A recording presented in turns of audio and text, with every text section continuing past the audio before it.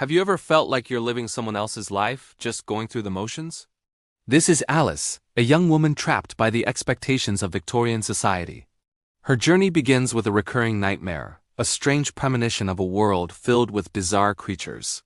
While trying to have a serious conversation with her father, a visionary businessman, he tells her, "You're mad, bonkers, off your head. But I'll tell you a secret. All the best people are." These words will become a guiding light for her. Little does she know her world is about to be turned upside down, sending her on a path to discover who she truly is. Alice attends a lavish garden party, but it's no ordinary celebration. It's an ambush. Her sister whispers about securing her future, and her mother pushes her to conform.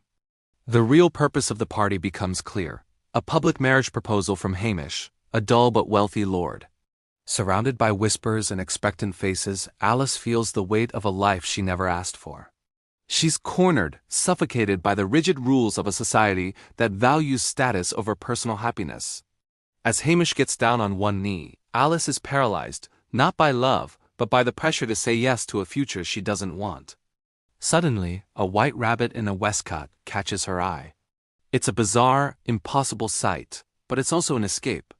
She follows him, tumbling down a rabbit hole into a world that defies logic, a world known as Underland. This isn't her first visit, though she doesn't remember it. This fantastical realm, with its talking animals and surreal landscapes, isn't just a random dream. It's a reflection of her own inner chaos.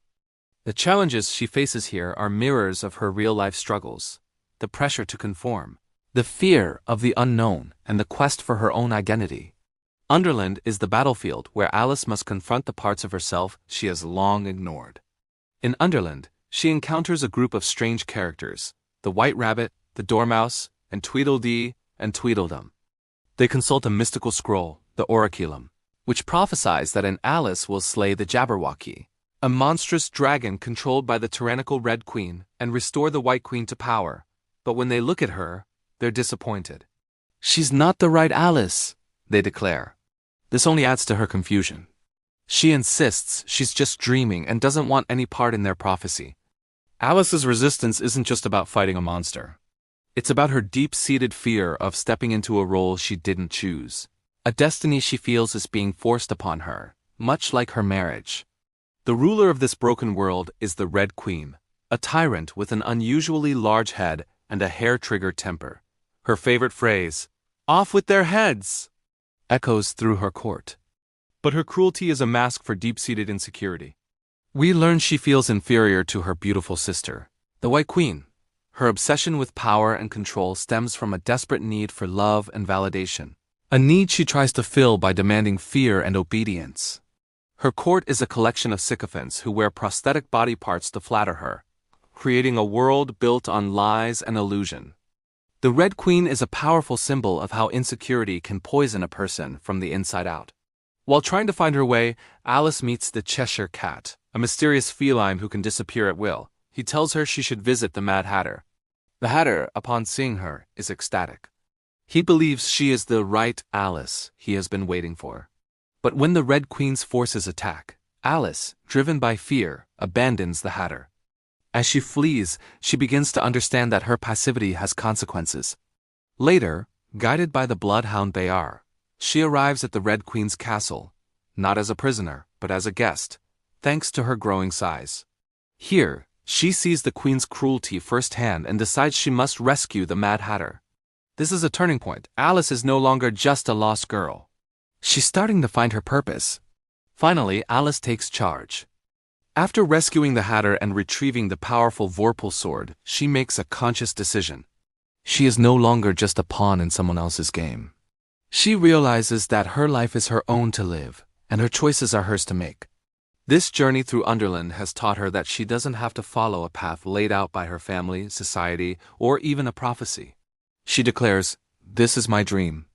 I'll decide where it goes from here." This powerful statement marks her transformation from a timid girl into a self-assured woman, ready to face her own monsters, both literal and metaphorical. She decides to fight the Jabberwocky, not because the scroll says so, but because she chooses to. Alice's journey forces her to confront her own identity. Throughout her adventure, the wise caterpillar, Absalom, repeatedly asks her, "Who are you?"